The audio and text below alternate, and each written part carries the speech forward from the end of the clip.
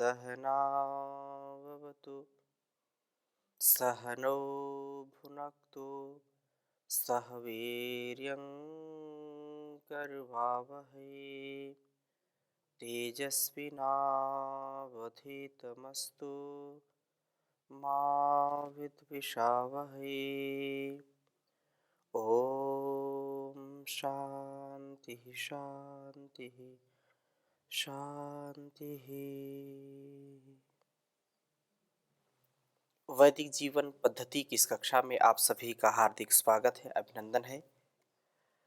निरंतरता के साथ हम ऋग्वेद के मंत्रों का स्वाध्याय कर रहे हैं।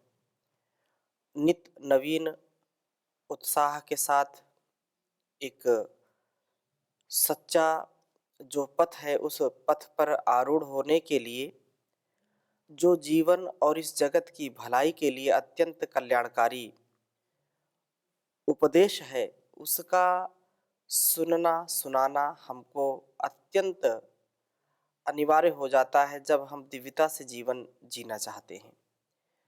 संसार में कोई भी व्यक्ति बिना ज्ञान के इस अनुष्ठान को पूरा नहीं कर सकता है। अपने कर्तव्यों के पालन के लिए भी हमको जो सत्य का मार्ग है, जो धर्म का मार्ग है, उस मार्ग में आगे बढ़ना ही श्रेयकर होता है। यदि हम आगे नहीं बढ़ेंगे तो लक्ष्य की प्राप्ति नहीं हो सकती है।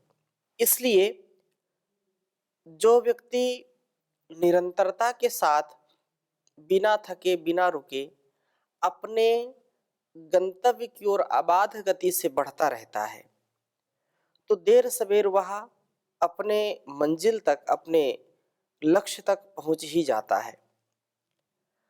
हम ऋग्वेद के चतुर्थ मंडल के 17वें सूक्त का स्वाध्याय कर रहे हैं और निरंतरता से अनेक जो इसमें मंत्र हैं, 21 मंत्र हैं इस सूक्त में। तो इन मंत्रों में यही बात बार बार कही है कि हमारा व्यक्तित्व, हमारा अस्तित्व बहुत दिव्य हो और हम प्रभु के द्वारा बताए गए मार्ग पर चलें। इससे विपरीत हम कोई भी आचरण ना करें। भक्ति के साथ उस परमपिता परमेश्वर को, जो सबका सखा है, उसको हम अपने जीवन में महत्वपूर्ण स्थान दें। बहुत ही सुंदर बात कही है अंतिम मंत्रों में।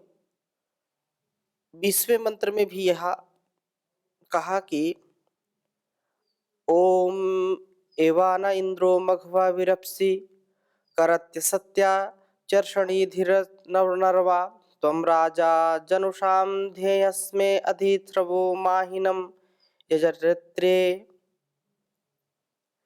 यज्जरित्रे। कहा कि प्रभु हमें जान देते हैं और ज्ञान के द्वारा शत्रु संहार के योग्य बनाते हैं।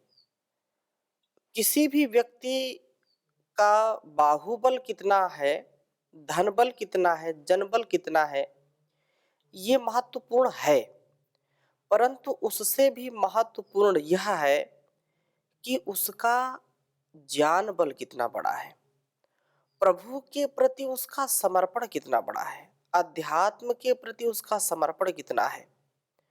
तो जो ज्ञान को धारण करता है, तो ज्ञान के द्वारा ही प्रभु हमारे शत्रुओं का संहार करके उत्कृष्ट जीवन वाला बनाते हैं हमको।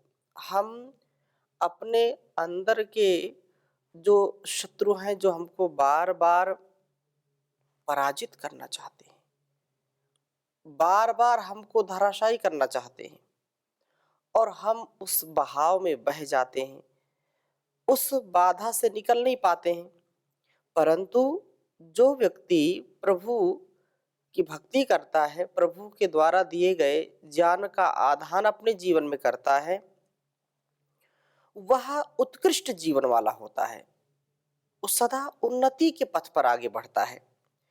इसलिए प्रभु हमें सच्चा ज्ञान देते हैं और ज्ञान के द्वारा ही हम शत्रु संहार के योग्य बनते हैं। ज्ञान ही प्रभु का सर्व महान धन है। भक्त के लिए प्रभु इसे प्राप्त कराते हैं, क्योंकि संसार का जो धन है, जो संपत्ति है, जिसके विषय में आपस में ही लोग लड़ते रहते हैं, झगड़ते रहते हैं, भाई भाई का शत्रु बन जाता है, पिता माता का शत्रु पुत्र पुत्री बन जाते हैं। अलग अलग संदर्भों में हम देखते हैं लोक का जो व्यवहार है वह इतना स्वार्थपूर्ण हो गया है कि वहां पर संबंधों से ज्यादा महत्व धन संपत्ति को लोग देने लगते हैं, और जिसके कारण परिवार भी दुखी होता है और समाज भी, संसार भी दुखी होता है। सच्चा धन ज्ञान है और ज्ञान को अपने जीवन का सबसे उत्तम साधन माने। इसी प्रकार से 21वें मंत्र में भी बड़ी सुंदर बात कही है। नु शुष्टत इंद्र नु गृणान ईशम जरित्रे नद्यो न पीपेः अकारिते हरिवो ब्रह्म नव्यम धिया श्याम रथ्या सदामा सदासाह। तो ये कहा श्याम रथ्य सदासाह। यहाँ पर संपूर्ण भाव यह है कि प्रभु जान देकर के हमारे शत्रुओं का विनाश करते हैं और हमको हर प्रकार से युक्त करते हैं।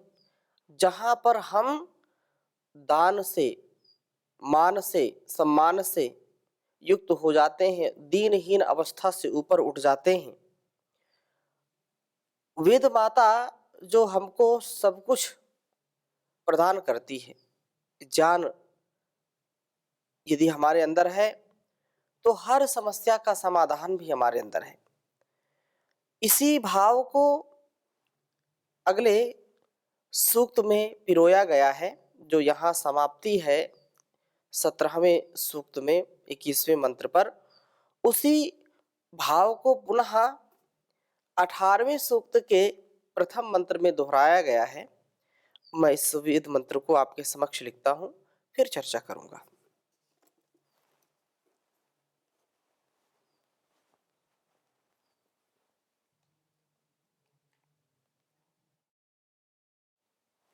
ओम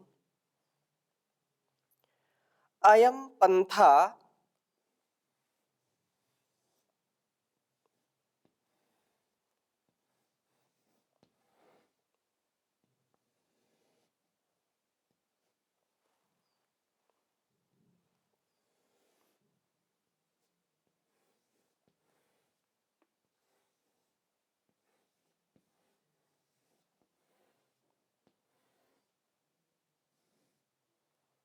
अयम पंथा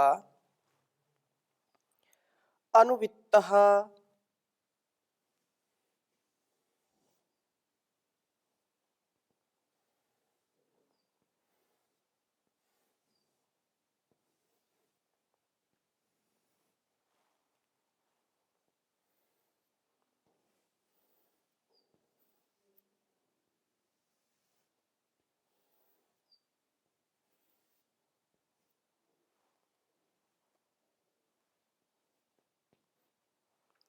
पुराणो यतो देवा।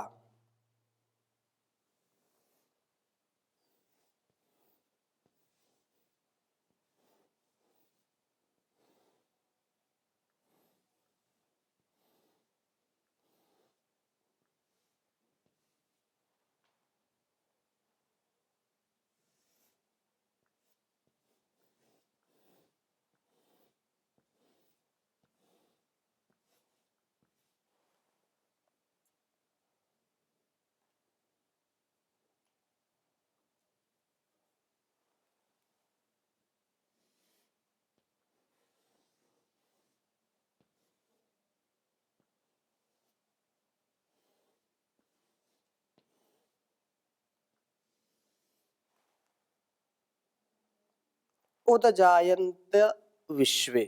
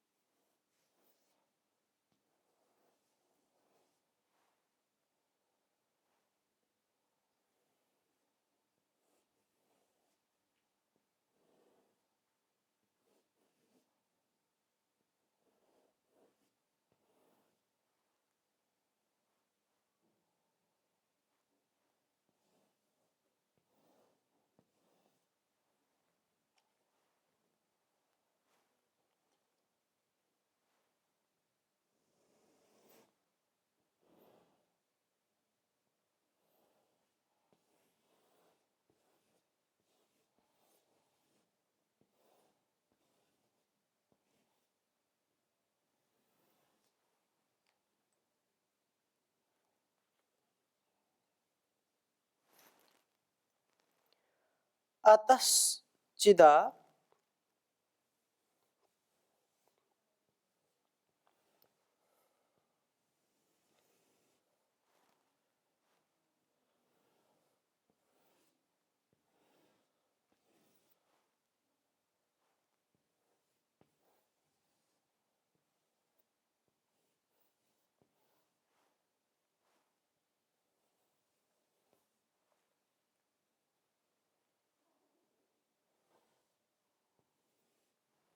अतश्चिदा जनिशिष्ट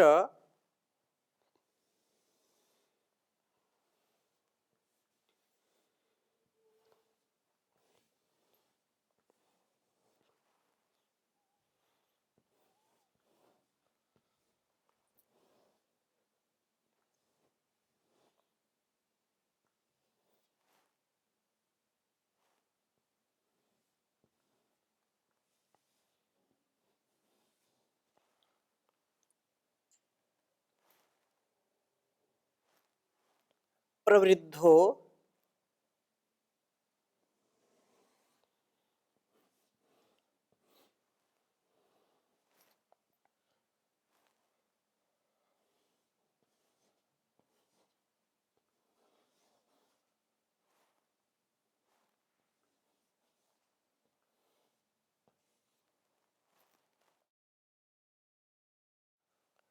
माँ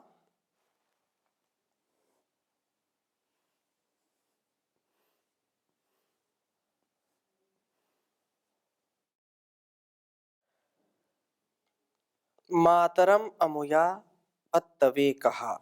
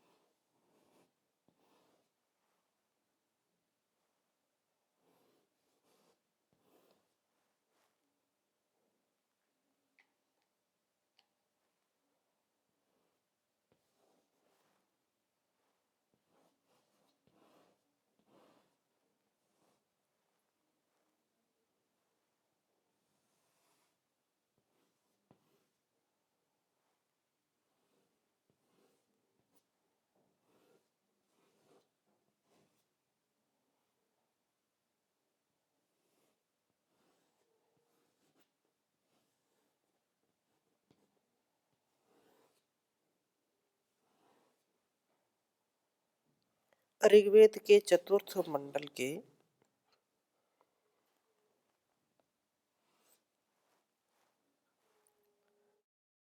18वें सूक्त का यह पहला मंत्र है।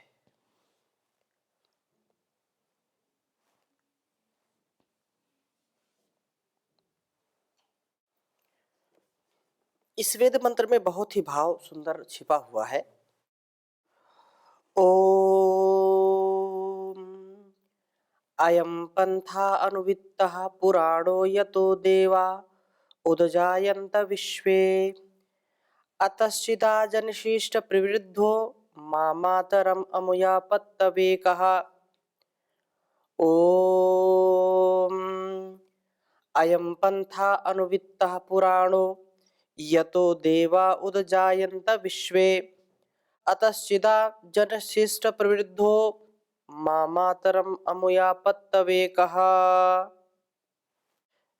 अयम यह पंथा जो धर्म का पथ है, जो धर्म का, जो ज्ञान का, जो कल्याण का पथ है, जो रास्ता है, अनुवित्तः गुरु शिष्य परंपराया अनुक्रमेण जाना जाता है। गुरु अपने शिष्यों को इस पथ का ज्ञान देता है, इस पथ पर चलने की प्रेरणा देता है। इस पथ पर सक्षम शिष्य, समर्थ शिष्य ही आगे बढ़ सकता है, जो अपने सक्षम, अपने समर्थ गुरु का उपदेश मानता है, जानता है, समझता है।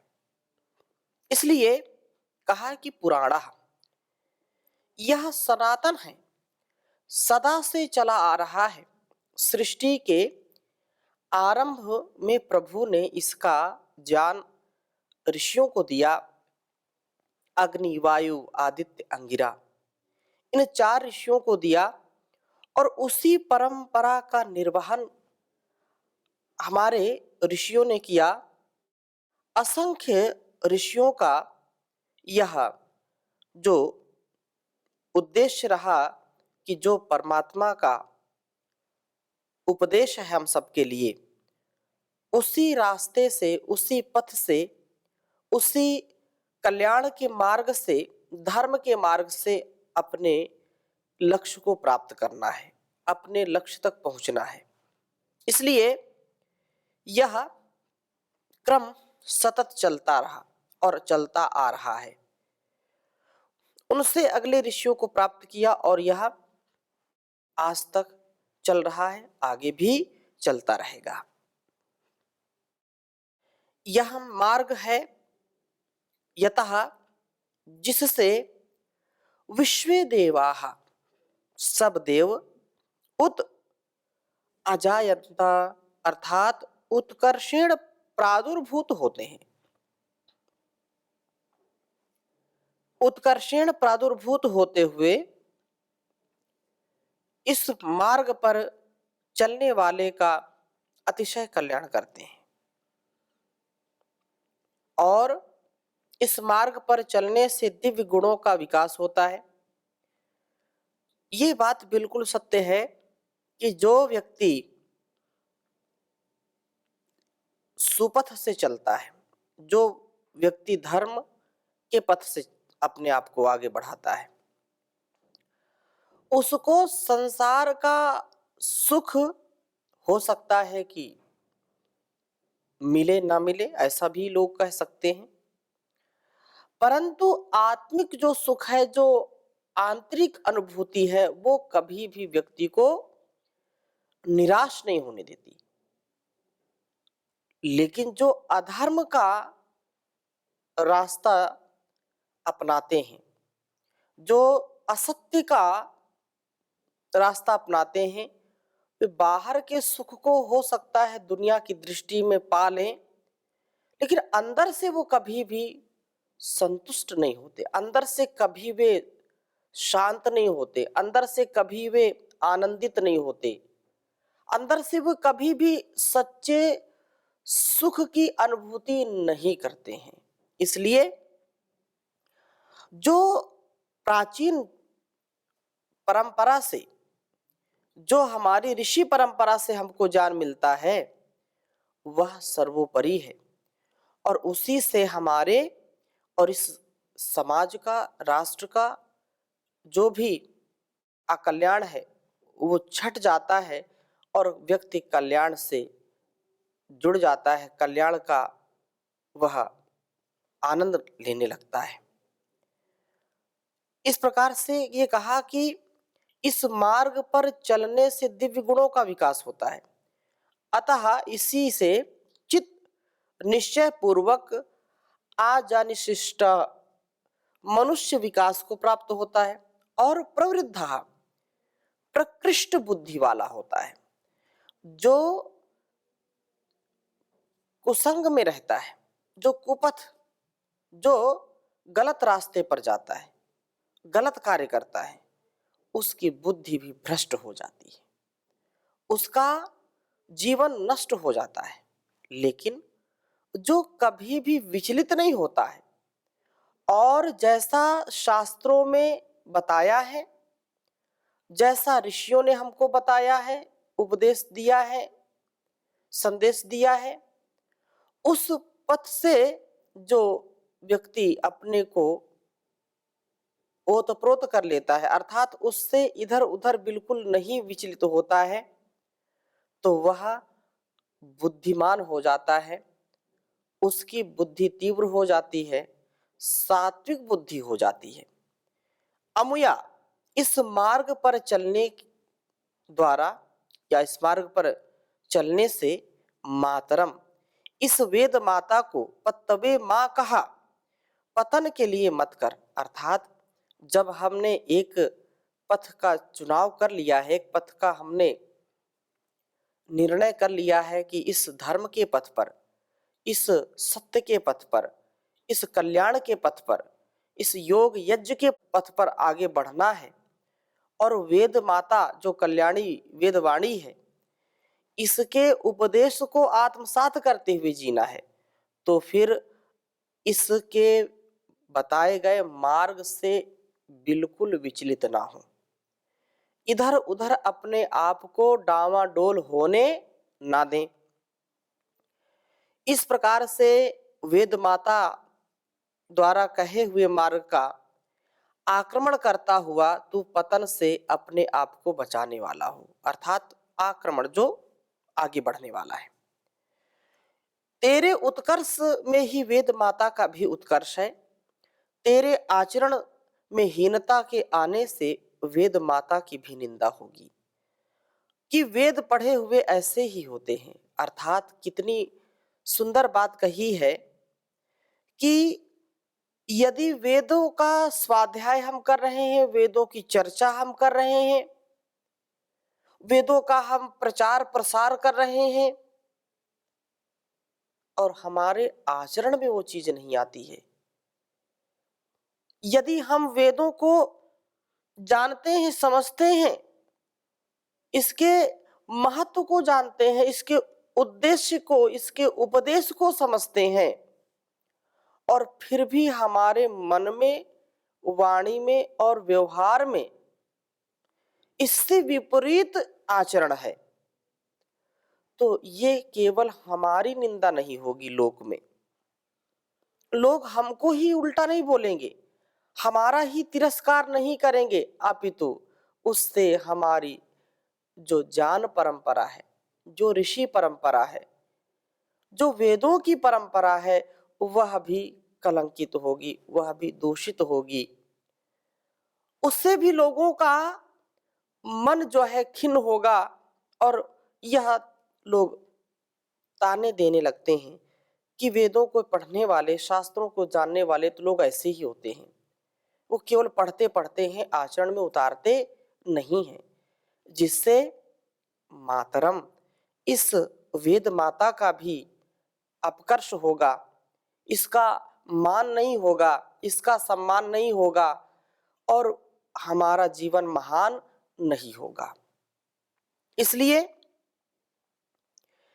इस वेद के उपदेश को आत्मसात करें, मनसा वाचा कर्मणा जीने का प्रयास करें कि हमको वेदों के बताए गए मार्ग पर ही चलना है, इससे विपरीत आचरण करना ही नहीं है। और जब ऐसे पथ पर, सुपथ पर आगे बढ़ेंगे तो इतिहास गढ़ेंगे, परंतु यदि स्वार्थ की चक्की में पिस गए, संकीर्णताओं से अपने आप को हमने स्वतंत्र नहीं किया, तो हम अपने जीवन और जगत को उत्कर्ष की ओर नहीं ले जा सकते। हम अपने जीवन और जगत की जो उन्नति करनी होती है, वह अवनति की ओर हम अग्रसर हो जाते हैं। इसलिए अवनति से बचने के लिए हम पुराण धर्म मार्ग जो प्राचीन है, जो परंपरागत है, जो ऋषि परंपरा है, वेदों की परंपरा है, उस मार्ग पर सदा आगे बढ़ते जाएं। प्रभु ने वेद के द्वारा मार्ग का उपदेश दिया है, उस पर चलकर के ही हम अपने विकास का उत्कर्ष कर सकते हैं और यह सिद्ध कर सकते हैं। इसलिए इस पथ पर चलते चलते प्रभु हमारा रक्षण करता है और सदा हमको बचाता है, ऐसी हमारी धारणा, ऐसी हमारी मनोकामना होनी चाहिए। आरंभ में तो लगेगा, लेकिन पथ तो यही है। अग्ने नय सुपथाराये अस्मान विश्वानि देव वयुनानि विद्वान योध्यस मज्जो राणमेनो भूयिष्ठान्तम इन्नम उक्तिम विधेम। इस सुपथ से, कल्याण के पथ से, धर्म के पथ से, वेद के पथ से, सत्य के पथ से हमको ले चलिए आगे, जिससे हम अपने कुटिल पापों से बच जाएं। हमारी जो कुटिलता है, हमारा जो संकीर्ण स्वभाव है, जो भाव है, उससे हमको बचाइए, जिससे हम हर प्रकार से समुन्नत जीवन जिए, समृद्ध जीवन जिए और यश कीर्ति को प्राप्त करें।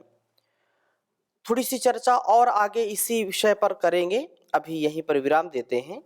अगली कक्षा में और इसका थोड़ा सा भाव प्रकट करेंगे। ओम शांति शांति शांति।